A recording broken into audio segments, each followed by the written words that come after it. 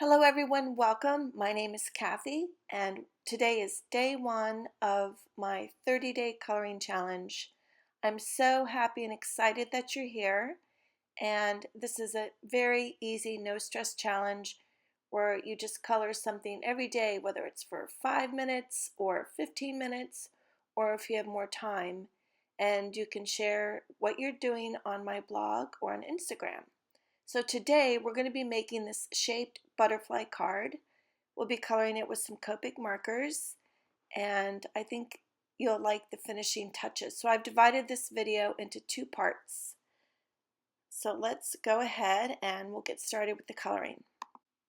As you can see here, we're not using a lot of markers, so you can really stretch the markers. You don't need a lot of Copic markers.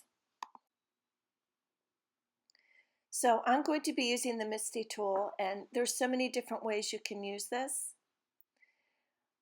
So I stamped the first butterfly. This is a Stampendous butterfly with some Simon Says black ink. This is for the inside of my card. And now I'm going to use some Memento ink that works well with Copics. And then I love a really black line. So I'm going to stamp it several times until I get it really, really, really black.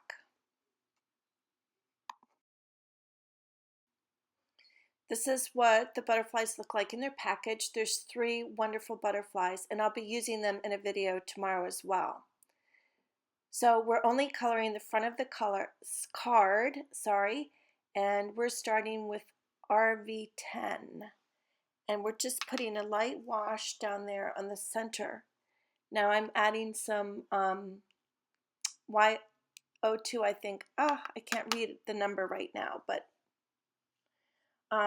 you'll be able to read it because it'll be bigger, but when you edit it, it's smaller. So I'm using a 0 colorless blender just to blend out both of those colors. Now I'm bringing my medium color in and just adding a little bit of no blending or anything, just a little line on the inside, and now I'm blending that out with the RV10 again.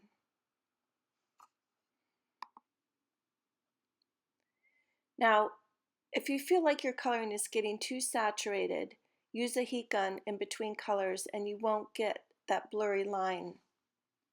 I'm doing the exact same thing on the other side, so I'm speeding this up because this video was 45 minutes and I hacked it down to 10 minutes. I know time is valuable. So, and this is a lot of coloring. It's a nice big butterfly, and that's one of the things I love about it. It makes a nice dramatic shaped card. So there, we've done the inside. I'm working in small sections, as you can see, and I'm giving that a quick zap with the heat gun. Now you're always safer heating it from the back. That way you don't have to worry about scorching your paper. Now I wanted parts of the butterfly to be darker and more dramatic, so I'm using my really dark color on this portion of the butterfly, and then I'm blending that out with my medium color. So I basically drew a line of the dark color, and now I'm just going right on top of that line so the alcohol blends it and does some of its magic for me. And then the lighter color always helps kind of finish it off. And that's what I'm doing right here.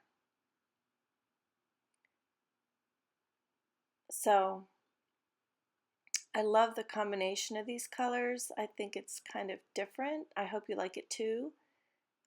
But I hope it kind of sparks a little spark in your mind that you can use colors in different ways.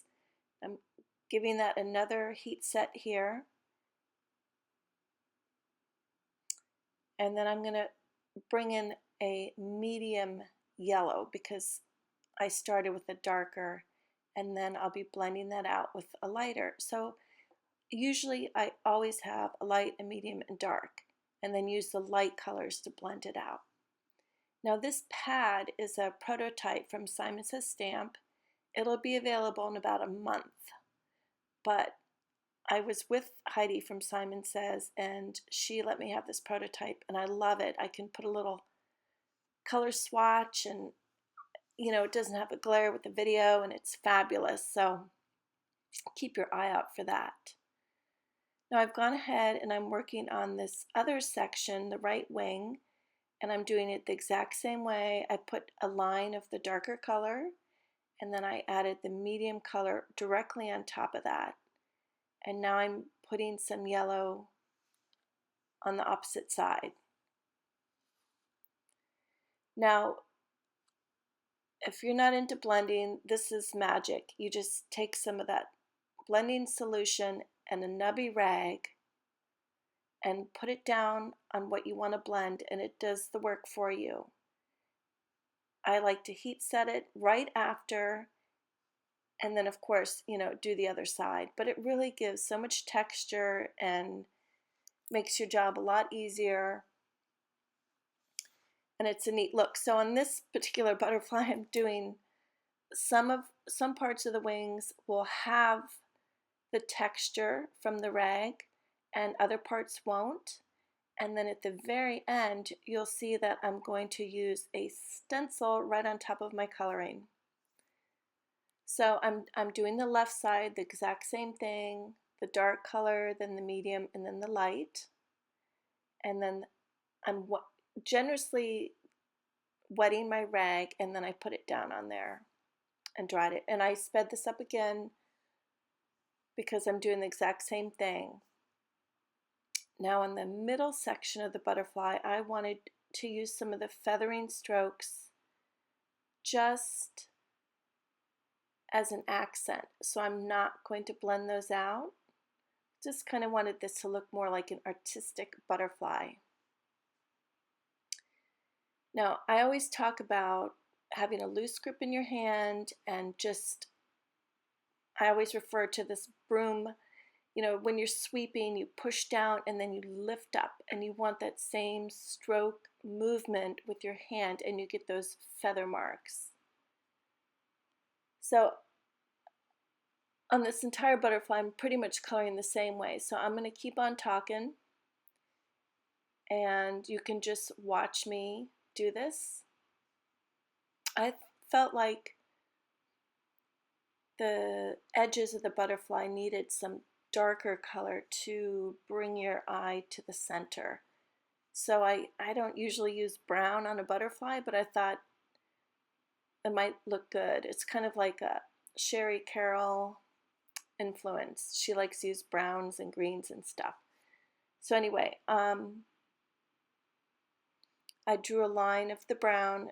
Right now I added some black to the eyes and I'm blending out that brown with some RV10. I'm going on top of that dark line and now I'm using the 0 again just to blend that a little bit. Again, the exact same thing.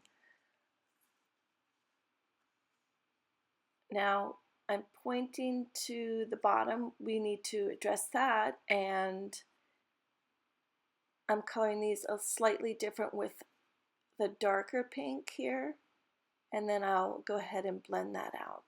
But the great thing about butterflies is they can be an artistic butterfly. It really does not matter what colors you use. Whatever you do, it's going to look great.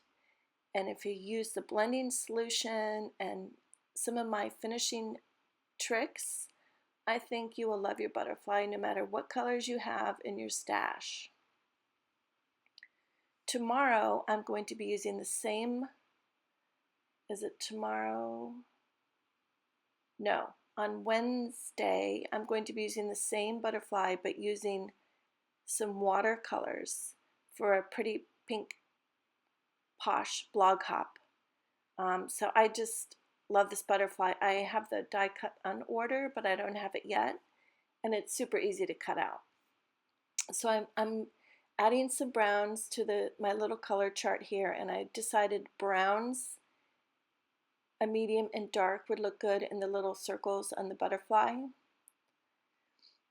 And here you go.